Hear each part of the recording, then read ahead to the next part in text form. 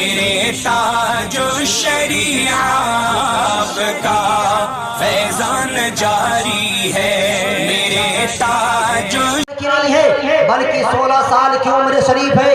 حضرت ثعلبہ نے جب آپ نے اچانک ایک عورت کو بے پردہ دیکھ لیا تو آپ نے نبی پاک صلی اللہ تعالیٰ علیہ وسلم کی دربار میں جانے کے لیے گوارا نہ کیا۔ آج ہم لوگ کہتے ہیں کہ نبی کے ماننے والے ہیں، رسول کے ماننے والے، غوث و خواجہ کے ماننے والے ہیں، اولیاء کے چاہنے والے ہیں، قطب ابدال کے ماننے والے ہیں۔ یہ کیسے ماننے والے ہیں؟ یہ کس طرح کے ماننے والے مسلمان ہیں؟ تو حضرت ثعلبہ رضی اللہ تعالیٰ عنہ نے کہا میری آنکھ نے ایک بے پردہ عورتوں کو دیکھا ہے اور اس آنکھ کو میں اپنی نبی کی زیارت کیا کرتا تھا، میں کس منہ لے کر نبی کی بارگاہ میں جاؤں۔ حضرت ثعلبہ صبح سے لے کر شام ہو گئے مگر وہ تو سامان لینے کے لیے گئے مگر واپس نہیں آئے۔ نبی پاک صلی اللہ علیہ وسلم نے نماز عصر کے بعد دو صحابی رسول، ایک حضرت عمر فاروق اعظم رضی اللہ تعالی عنہ اور ایک اور صحابی رسول ہے، آپ دونوں کو منتخب کرتے ہیں اور کرنے کے بعد حضرت ثعلبہ کے بارے میں کہتے ہیں کہ اے عمر کہ ثعلبہ صبح سے گئے ہوئے کافی وقت گزر چکا ہے مگر وقت سامان لے کر گھر لوٹا نہیں، میرے پاس آیا نہیں، آخر بات کیا، وجہ کیا ہے؟ ثعلبہ کہاں چلے گئے؟ میں جب اسے بھیجتا وہ واپس آ جاتے مگر آج کیا ہو گیا؟ آج ثعلبہ اب تک گیا واپس نہیں آیا کہ جاؤ اسے پتہ کرو، اسے کھوجو، اس کی تلاش جاری کرو۔ ایک صحابی رسول دو صحابی رسول کو منتخب کیا، حضرت ثعلبہ کی کھوجنے میں لگ گئے۔ جب آپ ایک پہاڑی سے گزرے تو ایک چرواہے سے آپ کی ملاقات ہوتی ہے، تو آپ نے چرواہ سے پوچھا کیا ہے چرواہ یہ بتا، ایک 16 سال کے نوجوان کو تم نے دیکھا ہے؟ اے چرواہ یہ بتا کہ ایک 16 سال کے نوجوان کو تم نے دیکھا ہے؟ وہ چرواہ کہتا میں نہیں دیکھا مگر یا رسول اللہ کہ شخص میں اسے نہیں جانتا مگر ایک ایسا شخص ہے، ایک ایسا نوجوان ہے جن کی رونے کی وجہ سے وہ ہر روز شام میں آ کر میری بکریوں کا دودھ پی لیا کرتا ہے اور پی کر واپس چلا جاتا ہے مگر کسی غم میں وہ رویا کرتا رہتا ہے، ہر میسر وہ آنسو بہاتا رہتا ہے۔ اللہ اکبر، کہا وہ کدھر ملے گا؟ کہا تھوڑی دیر کے بعد میری بکری کے پاس آئے گا، وہ دودھ پینے کے لیے آئے گا، وہ دودھ پی کر وہ چلا جائے گا۔ حضرت عمر فاروق اعظم ہے رضی اللہ تعالیٰ عنہ ہے، جب آنے کے بعد حضرت عمر فاروق چھپ گئے اور چھپ جانے کے بعد دیکھا آنے والا شخص کون ہے؟ آنے والا شخص حضرت ثعلبہ ہے رضی اللہ تعالیٰ عنہ ہے۔ جیسے آیا حضرت ثعلبہ کے قریب گئے، جیسے ہی آپ ثعلبہ کو پکڑنے کی کوشش کیے، ثعلبہ نے کہا اے عمر فاروق آپ میرے قریب نہیں آ سکتے کیونکہ میں گناہگار ہوں، میں شیعکار ہوں، میں خود کے بڑا گناہ کر چکا ہوں، میری آنکھ نے ایک بے پردہ عورتوں کو دیکھ چکا ہے، میرے قریب آپ مت آئے، میں کیونکہ میں گناہگار ہوں، میں شیعکار ہوں، میرے قریب آپ مت آئے۔ حضرت عمر فاروق اعظم رضی اللہ تعالیٰ عنہ نے حضرت ثعلبہ کی بات کو نہیں مانتے ہیں، حضرت ثعلبہ کی کلائی کو پکڑتے ہیں اور پکڑنے کے بعد نبی کی بارگاہ میں پیش کر دیتے ہیں۔ نبی پاک صلی اللہ تعالیٰ علیہ وسلم نے پوچھا اے ثعلبہ کیا بات ہے؟ کئی روز ہو چکے ہیں، 3 دن سے تم مجھ سے ملاقات نہیں کیے، تم 3 دن سے کیوں نہیں آئے؟ تم مجھ سے ملاقات نہیں کیے، آخر بات کیا ہے؟ آخر وجہ کیا ہے؟ مسلمانوں ذرا غور کرو، آج ہمارا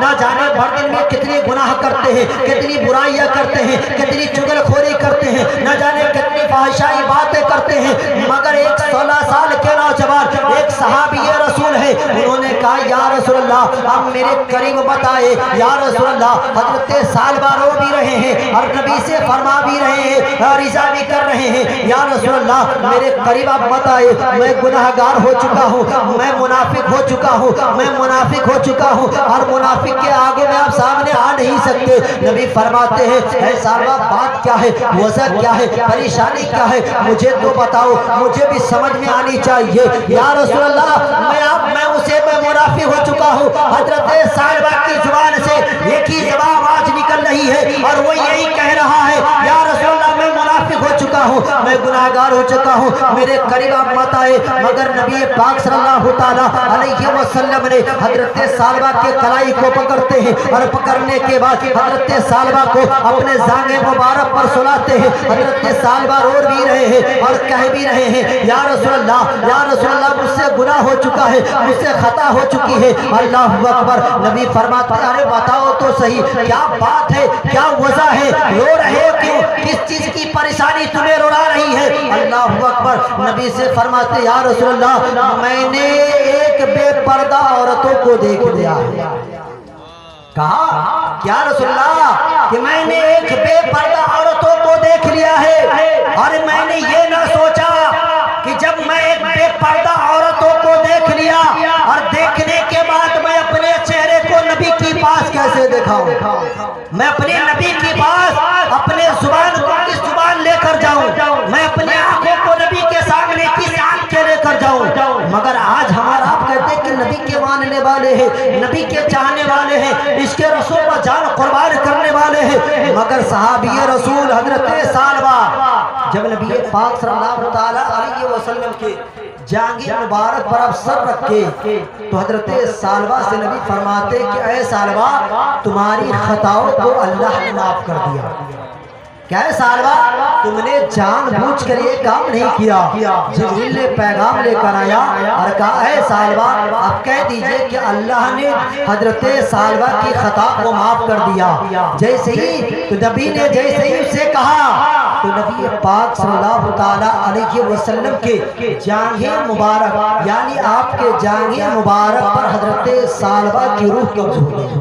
وہ 16 سال کی عمر کی, جس کی عمر جس کی روح قبض ہو نبی کے سامنے اور نبی کی جان مبارک پہ اس کا مرتبہ کیا ہوگا.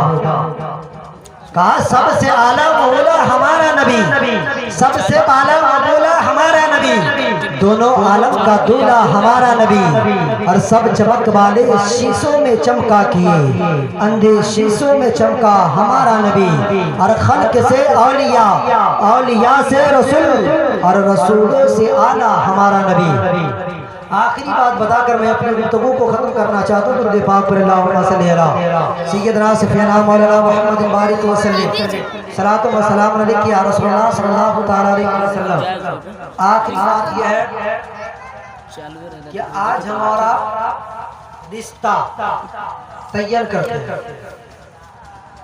تو رشتہ تیار کرنے کے بعد یعنی رشتہ مکمل کرنے کے بعد اپنے گھر آتے اور یہ کبھی نہیں پوچھتے ہیں کہ بیٹا میں نے تمہارا شادی فلاں گاؤں فلاں کی بیٹی فلاں کی بیٹی سے طے کیا, کیا یہ رشتہ تمہیں منظور ہے. اس لیے ہم لوگ نہیں کہتے ہیں کہ ہم کہتے ہیں کہ باپ کو رہتے ہوئے بیٹا کا کیا مزاج ہے کہ اپنے باپ کے بات کو کاٹ دے. وہ اکثر شادی دیکھیے گا 2 سال 4 سال 5 سال میں باپ سے بیٹے سے دوری پیدا ہو جاتی ہے, ماں سے بھی بیٹے کی دوری پیدا ہو جاتی ہے, ماں سے اور باپ سے اس لیے دوری پیدا ہو جاتی ہے کہ بیوی نے وہ جس لڑکی سے اپنے لڑکے کا نکاح کیا ہے وہ لڑکی نے اسے دور کر دیا. نبی پاک صلی اللہ تعالیٰ علیہ وسلم کا دور زمانہ ہے. حضرت علی مشکل کشا رضی اللہ تعالیٰ عنہ جب صحابی رسول حضرت علی کو بھیجے کہ آپ جائیے نبی کی بارگاہ میں اور نبی کی بارگاہ میں آپ اپنی شاہی کی شادی کرنے کی درخواست پیش کیجیے, یعنی حضرت فاطمہ سے نکاح کرنے کی درخواست دیجیے. مگر حضرت علی مشکل کشا داماد پیغمبر نبی کی بارگاہ میں حاضر ہوتے اور بیٹھ جاتے, وہ کچھ بولتے نہیں ہیں. اس سے قبل حضرت جبریل علیہ السلام یہ پیغام لے کر نبی کی بارگاہ میں حاضر ہو چکے ہیں کہ یا رسول اللہ، اللہ نے پیغام بھیجا ہے کہ فاطمہ کا نکاح علی سے کر دیجیے، کہ یا رسول اللہ فاطمہ کا نکاح علی سے کر دیجیے۔ جب حضرت علی نے یہ بات کہا تو نبی پاک صلی اللہ تعالیٰ علیہ وسلم نے علی سے یہ نہ کہا کہ ٹھیک ہے کہ میں نے یہ رشتہ قبول کر لیا، بلکہ نبی پاک صلی اللہ تعالیٰ علیہ وسلم نے ارشاد فرمایا کہ میں اپنی بیٹی فاطمہ سے اجازت طلب کر کے آتا ہوں کہ میری بیٹی کی رضامندی ہے یا نہیں۔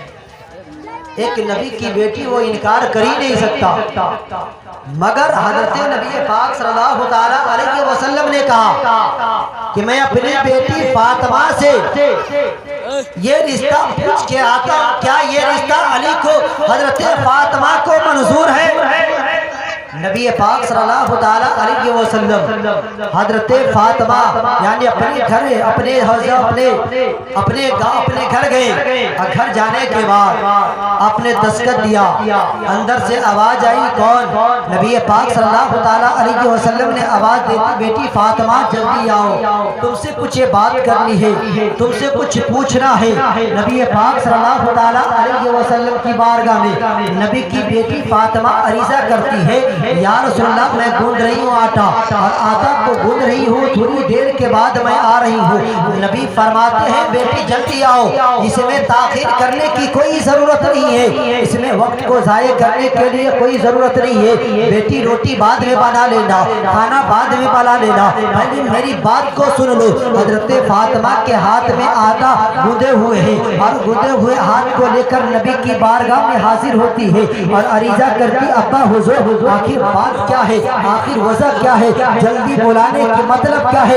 نبی پاک صلی اللہ تعالیٰ علیہ وسلم حضرت فاطمہ الزہرا رضی اللہ تعالیٰ عنہ سے پوچھتے ہیں کہ اے بیٹی فاطمہ، میں علی سے تمہارا نکاح متعین کیا ہوں، کیا یہ رشتہ تمہیں قبول ہے، کیا یہ رشتہ تمہیں منظور ہے، کیا علی کے ساتھ تمہارا نکاح کرنا یہ تمہیں قبول ہے؟ نہ اس کے پاس بنگلہ ہے، نہ اس کے پاس رہنے کے لیے مکان ہے، نہ اس کے پاس کھانے کے لیے سامان ہے، نہ رہنے کے لیے کوئی بستر، نہ رہنے کے لیے کوئی سامان ہے، نہ مکان ہے، نہ بنگلہ ہے، نہ پیسے ہے، نہ روپیہ ہے۔ اے بیٹی فاطمہ یہ بتا کیا یہ رشتہ تمہیں منظور ہے؟ آج ہم کہتے ہیں کہ میں اپنی بیٹی کی شادی کروں گا تو کسی مالدار شخص کے پاس کروں گا، کسی مالدار گھر والے کے گھر میں کروں گا۔ ہو سکتا اللہ تبارک و تعالیٰ آپ نے اپنی بیٹی کا رشتہ کسی مالدار کے گھر میں کیا ہو سکتا اللہ نے اس کی مالداری قبول نہ کیا ہو، اور آپ کی بیٹی روز راستے پر آ کر بھیک مانگنے لگے تو آپ اس وقت کیا کریں گے؟ اگر کوئی غریب سے آپ نے اپنی بیٹی کا نکاح کر دیا، ہو سکتا اللہ اسے نعمتوں سے نوازنا چاہے، دولتوں سے نوازنا چاہے، ہو سکتا ہے وہ غریبی سے امیر بن جائے، تو آپ کیا کریں گے؟ مگر مسلمانوں قربان جاؤ، نبی نے ایک پیغام دیا اپنے امت کے لیے، نبی نے ایک درخواست دیا اپنی امتیوں کے لیے، نبی نے ایک سبق دیا اپنے امتیوں کے لیے، اپنے امتی کے لیے نبی نے ایک سبق آموختہ دیا کہ اسے یاد کرو، اور پہلے اپنی بیٹی کا رشتہ یا بیٹے کا رشتہ طے کرنے سے پہلے اس سے اجازت طلب کر لو،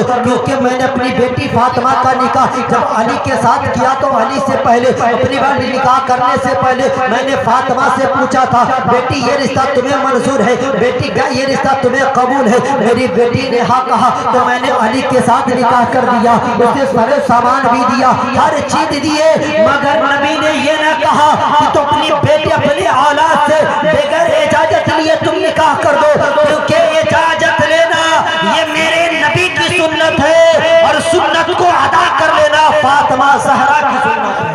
میرے تاج و شریعت کا فیضان جاری